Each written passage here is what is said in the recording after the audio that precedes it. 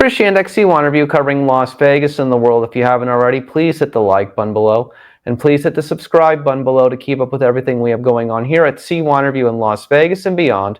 We greatly appreciate it. Today we're going to look back as we revisit a CYInterview from 2011 with singer Kimberley Locke of American Idol fame.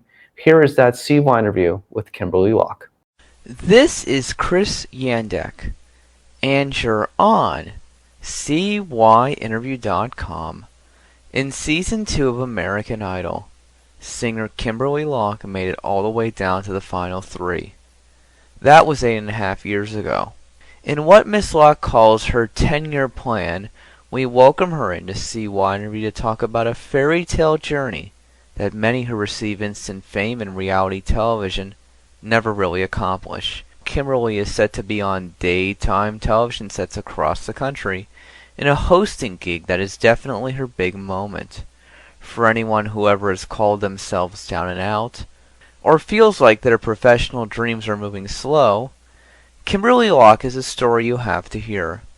One that is not ordinary and very motivational. 2012 will be 10 years since American Idol. Who is Kimberley Locke today, and what should we know? I would like to, think that Kimberley Locke is the same Kimberley Locke that I've always been. Not really, at the core, I'm the same person. But I think that, just from having had the experience on American Idol and, being able to,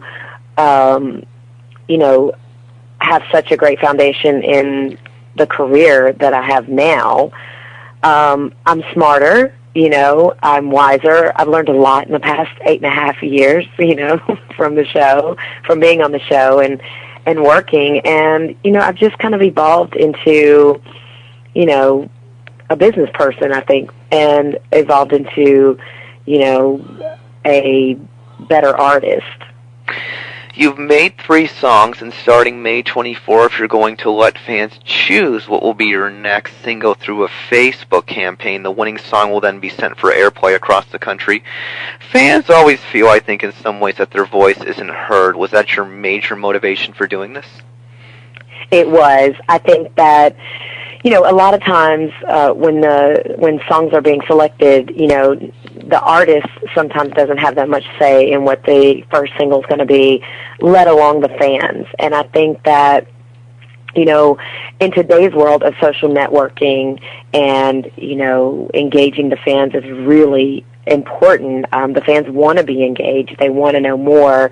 They want to be more of the process, because at the end of the day, they are the consumer.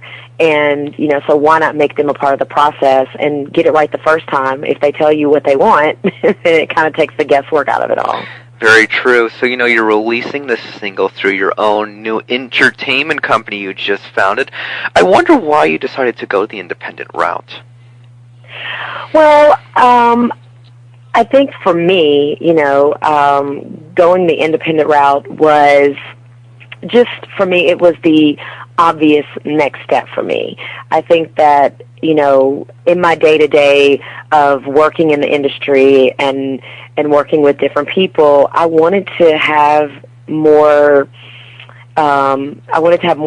creative control. I wanted to have more, business control.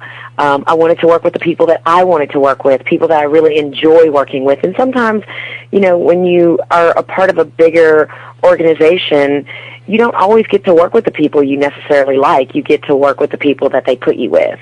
And there's nothing wrong with that. I mean, I'm a firm believer that you don't really have to like the people that you work with as long as you get the job done. But it definitely makes the process more enjoyable. And at the end, I think it's much more productive if you like the people that you're working with. And that's kind of the way, I looked at it. And it gave me an opportunity to really go out and find the right people who believed in me as a person, who believed in me as an artist, and who trusted my business instinct, and that I'm not just an artist, that I actually do know how to conduct business.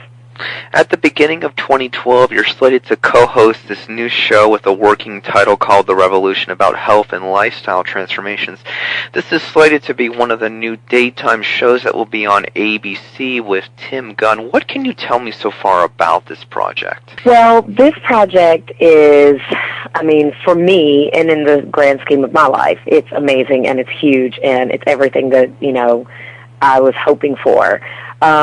This is a show that, you know, anybody can get takeaways from. And I think, you know, again, you know, watching our lives evolve, we're all so connected, whether we're all connected by some social medium, you know, and I think that, you know, because we are so connected, we're all able to give our opinions and our advice and our thoughts, whether they're welcomed or not, you know, simply by the click of a button.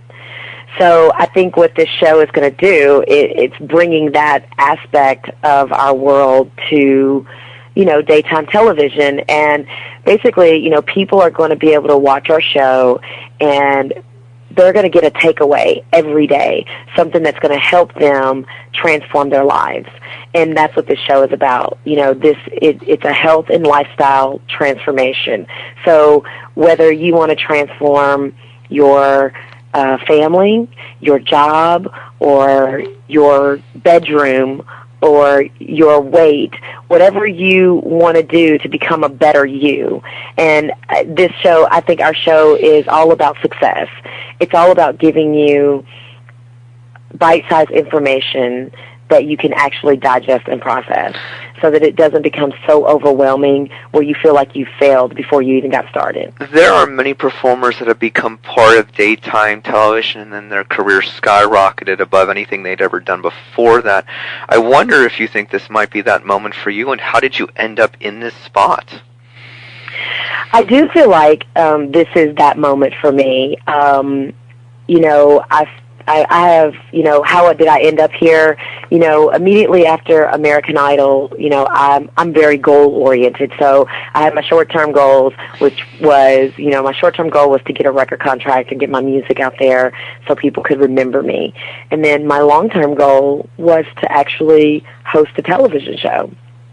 And so the past 2 years, I have, you know, taken meeting after meeting after meeting, you know, making the rounds to be seen in front of the people who could make that happen.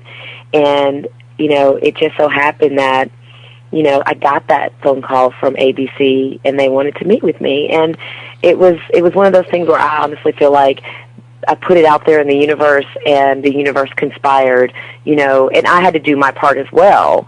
But I put it out there, and, you know, here 8.5 years later, you know, I'm doing exactly what I had set out to do on my 10-year goal. And I think that it will change my life. I think it'll change my career. It's another one of those pivotal mile markers in the journey of my career. When we look at what you just said, I think that, you know, many people who end up getting fame and success through reality television just think you ended up on television, you're in the news cycle, everybody's talking about you, and somehow, some way, people are going to come along and make your career. And what you realize is that after you end up on these reality shows and you're off them, you have like about a year, 2 years where people do remember. Then after that, nobody really cares. So I think what I look at you and I say to you is it's kind of like you had your goals and you weren't depending on someone else to make your career and accomplish your career. You weren't expecting a team of people to make it happen. We need a team of people to be successful. But if we don't throw our goals out there and we don't put our statements out there about what we want and we don't continue to take meetings and strive for that, nothing's just not going to happen. It's just not going to happen. Exactly. And I think that, you know, it's funny that you know, point that out because, you know, nobody really knows how hard we work on a day-to-day basis except for us. And yes, just because people are out there talking about you and things are going on, it really doesn't mean anything. You know, people can talk about you all they want to, but if things aren't materializing in the form of projects and those projects are coming to life, then it really doesn't matter because they can easily start talking about the next person and what they're doing. But, you know, I look at, you know, the journey up to this point, and for me, it was a natural progression into starting my own company, because just as much as, I love being creative and I love performing, I always tell people what turns me on is doing business. I really do enjoy, sitting down and being creative about the business and in negotiating and making things, come together, and then making everybody who's sitting at the table having these discussions feel like they are invested to the point that we're all going to benefit from this. It's just not about my career. It's about everybody's career, and no matter what shape it's represented or how it's presented, it's going to benefit everybody. And I'm all about that. And, I really try to convey that to the team that I have working with me with I Am Entertainment. It is a team effort. It's not just about me. It's about all of us accomplishing our goals. Well, I think that what's interesting to know, just going back to this one more time before we move on to a bunch of things, is that I think that we're such in this society of instant fame and instant gratification. And instant fame lasts for 6 months. Instant gratification can take you to bankruptcy, and celebrity can be gone. Exactly. And I've always said, I would rather take 10 years to build the foundation for a 100-year career than be a flash in the pan. Because I think that, there's one thing that has become clearer and clearer to me, the longer I stay in this business, is that I completely understand why, celebrities or pseudo-celebrities go off the deep end and lose focus and lose themselves. Because if there's ever an industry that ebbs and flows, it is this industry. Because one day you're on the top and the next day you're in a valley, but just as fast as you went to that valley, you can go back on top again. And that's such an emotional roller coaster, the spikes and the drops. And I think that, I'm really excited that it's been a slow build for me, but it's been the perfect pace as well, because I feel grounded. I feel like I have a solid, group of people around me now. I feel like, I'm headed in a great direction where my feet are still planted on the ground. So, you talk about this long-term progress, and, you say it was a slow build. What were the struggles, if there were any? I think the struggles are, putting together the right team of people. I keep emphasizing that. It's true, though. It really is true, though, because if you don't have if you don't have people looking out for a goal, a team goal, and you don't have people looking out for an environment where everyone benefits, and you have a self-centered person, that can just be the end of the project. You can't Absolutely. have a self-centered person. You can't, and I think that's been the hardest part. And you always kind of, when you're really seeking that, I think that sometimes when it's not right, it's an unsettling feeling in your spirit, honestly. When you're working so hard and you're like, okay, something's just not right, I just can't put my finger on it, But, putting that team of people around you, they have to, A, they have to be team players, and B, I'm all about know your strengths and weaknesses.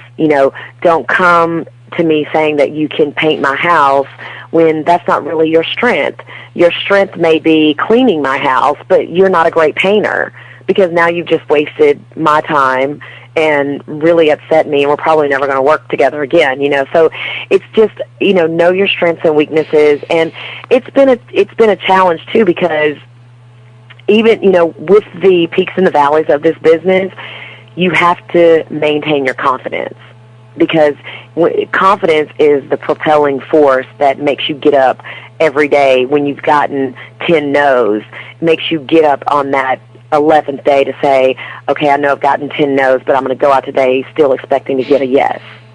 And I think that's important, and that's difficult, because you don't wake up every day feeling like you want to go at it again. How many times you got to run into the wall? But I think that you start putting small cracks in that wall, and eventually the wall falls down. Yeah, quickly, a few more things from you. What people do you keep in touch with from your American Idol season? Well, I always talk to Ruben. You know, Ruben and I, we don't talk every day, but we always stay connected, and we always try to, you know, make sure we keep touch just to see what each other's doing, you know, and stay in touch. But probably, let's see, I see Kimberly Caldwell a lot. She was on my season. You know, she's always working out and about, and it's always fun running into her. But from my season, I think, you know, that's about it. I actually saw a bunch of idols the other day. We did a photo for the Hollywood Reporter, and a bunch of the idols were there, and some of them I knew and some of them I didn't. So it's not like we all stay in touch all the time. I do keep in touch with Diana DeGarmo, but she wasn't on my season. Yeah, okay. You know, moving forward, you know, going back to that whole Celebrity Fit Club era where your goal was to lose 40 pounds, and you did, you know, one of your idol colleagues recently got a lot of attention in Jordan Sparks for her weight loss. I wonder what you thought of that, and secondly, are you happy with where you are with your weight today? I know that you're, you know, doing this big health talk show upcoming and lifestyle-changing talk show, so are you happy where you are? You know what? I'm very happy with where I am. You know, I've worked really hard. You know, I've worked really hard since Celebrity Fit Club to lose the weight, you know, also partnering with Jenny Craig to finish off my weight loss. And then, you know, it's been an ongoing journey since then. So it never stops. You know, I'm always conscious and aware. I learned so much about food, health, and nutrition, about my body, about how to do it the right way. And it, you know, it all kind of started with being a part of Celebrity Fit Club. And I'm so intrigued by the health and fitness world now that it's like the perfect talk show for me to be a part of right now, because I feel like I'm well informed, and that's my role on the show, is to be a mentor to our guests and let them know that it doesn't happen overnight. It is a journey, and your health should be important enough for you to stay on top of it for the rest of your life, because, you know, it will affect the quality of your life. Kimberly Locke, thank you so much for joining me today. Before we let you go, bonus round time. You know, speaking of talk shows, you were, of course, on the Oprah Winfrey Show in 2003. With Oprah's show coming to an end, what do you recall about your Oprah talk show experience, and any well wishes? You know, I love Oprah. I love what she represents and what she stands for. And I can remember, you know, when we did her show, she actually brought her production team and her set to the American Idol set and filmed the show from the studio where American Idol was being filmed in.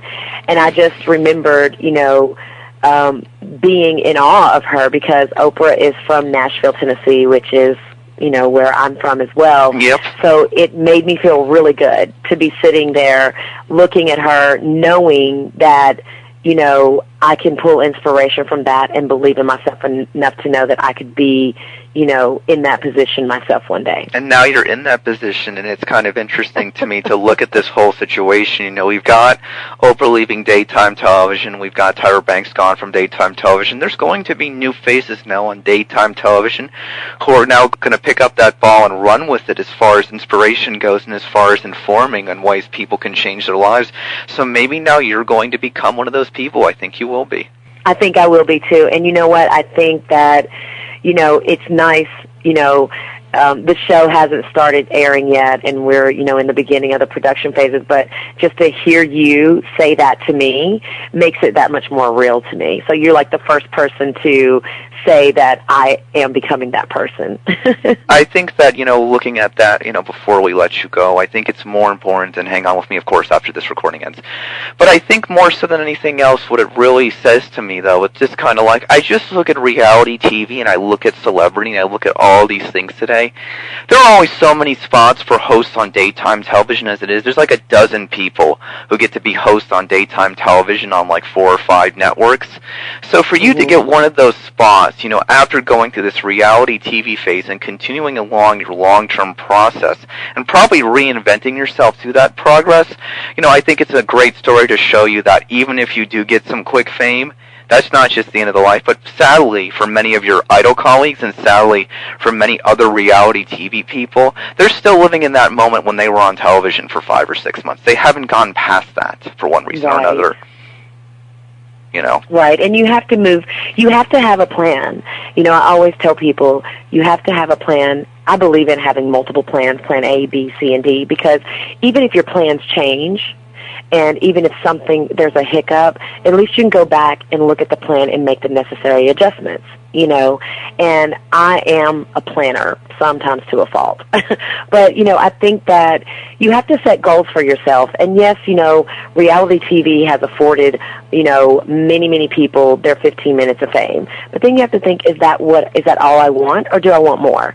And I knew from the beginning that I wanted more, and I'm happy to be sitting here, you know, talking about my more and having my more come to fruition. It's really a beautiful moment. Kimberly Locke, well, hang on with me. Thank you so much for the very interesting conversation. I really appreciate it. Thank you. For CYInterview.com, I'm Chris Yandek.